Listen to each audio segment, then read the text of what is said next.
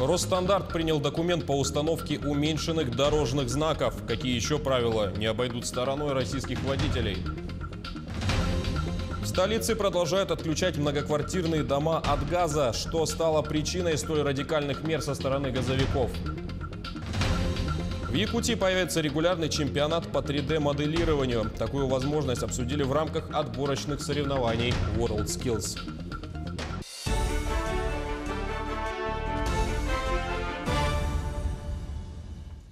В эфире новости, в студии Василий Радченко. Здравствуйте. Росстандарт принял госстандарты по установке уменьшенных дорожных знаков. Так, с 1 мая в стране в силу вступает национальный ГОСТ, разрешающий городским властям устанавливать на улицах уменьшенные дорожные знаки. ГИБДД признала успешным эксперимент, прошедший в 5 регионах. ГОСТ также допускает другие изменения, в том числе правый поворот на красный свет светофора. Помимо этого могут появиться указатели «выделенная полоса трамвая», «диагональный пешеходный переход» и совмещенные знаки «платная парковка» и «парковка для инвалидов». Работодатели Якутии готовы предложить зарплату в среднем на 70% выше, чем ожидаемый уровень соискателей. Такую статистику приводят в Роструде. Это объясняется нехваткой высококвалифицированных работников на рынке, в частности машинистов, инженеров, технологов на предприятиях добывающей промышленности. В ведомстве также рассказали, на какую зарплату претендуют россияне. Самый высокий показатель у Чукотского автономного округа, Магаданской области и Москвы. В среднем от 45 до 50 тысяч рублей. В Якутии задержали хакеров, причастных к неправомерному обороту средств платежей. Два жителя Нерюнгри занимались так называемым вещевым кардингом. Злоумышленники приобретали товары в интернет-магазинах, используя реквизиты не принадлежащих им банковских карт. Кроме того, они проходили обучение в тематических группах. На онлайн-уроках изучили порядок и способы применения программ, которые служат для сокрытия преступных действий. По данному факту уже возбуждены уголовные дела. Жители республики смогут получить прививки против 12 заболеваний. В регионе с 24 по 30 апреля пройдет Европейская неделя иммунизации. В Якутии дополнительно к национальному календарю прививок были включены вакцинация против гепатита А, вакцинация детей из групп риска против пневмококковой инфекции и против ветряной оспы. Привиться жители республики могут в поликлиниках по месту прикрепления. А в Алдане продолжается прививочная кампания против клещевого энцефалита. В этом году вакцинация проходит без сложностей. Раньше же трудности возникали в основном с приобретением вакцины. О деталях процедуры прививки расскажет Татьяна Вахнина. Отложить в регистратуре карточку, затем обязательный осмотр у терапевта. Врач даст допуск к прививке и выпишет рецепт на приобретение вакцины. Сыворотку пациент покупает в аптеке, располагающейся на базе лечебного учреждения. Провизор ставит на рецепте дату и точное время. В течение 48 часов человек должен хранить вакцину в этом контейнере и подойти в прививочный кабинет. После 48 часов ее уже будет ставить нельзя.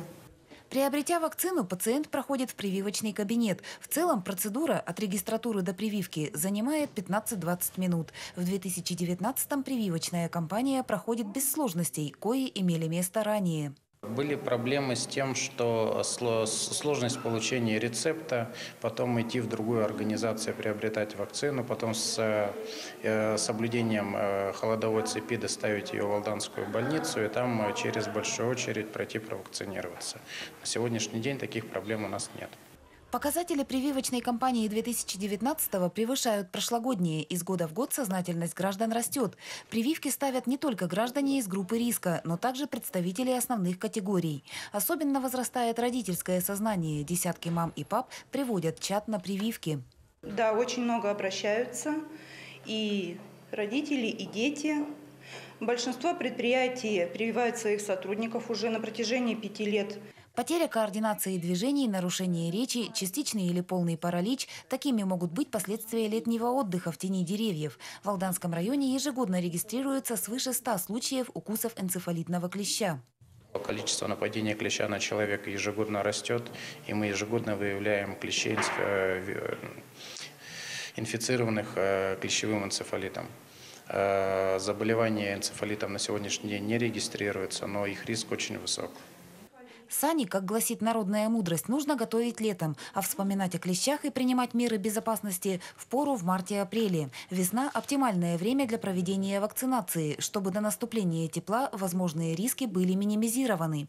Прививочный цикл состоит из 2 инъекций. Они ставятся с интервалом в 30 дней. Татьяна Вахнина, Сергей Шипачев, Александр Лукин, Алдан. Отключение газа в многоквартирных домах Якутска продолжается. Газоснабжение приостановлено уже в 13 домах. По информации поставщика природного газа, сегодня будут отключены еще 20. Всего до конца этого года планируют отключить от газоснабжения около 200 домов. Всем собственникам были направлены уведомления о приостановлении подачи газа за 40 и за 20 дней согласно действующему законодательству. Газ отключают из-за того, что собственники жилья не заключили договоры на техническое обслуживание и не прошли техническую диагностику. Для того, чтобы не приостановили подачу газа, жителям необходимо заключить в первую очередь договора на техническое обслуживание и провести техническое диагностирование. Важно не путать эти 2 момента, да? Вот. Для того, чтобы заключить договора на техническое обслуживание, нужно подойти жильцам на Петра Алексеева, 64. А для того, чтобы провести техническое диагностирование, нужно обратиться в экспертные организации.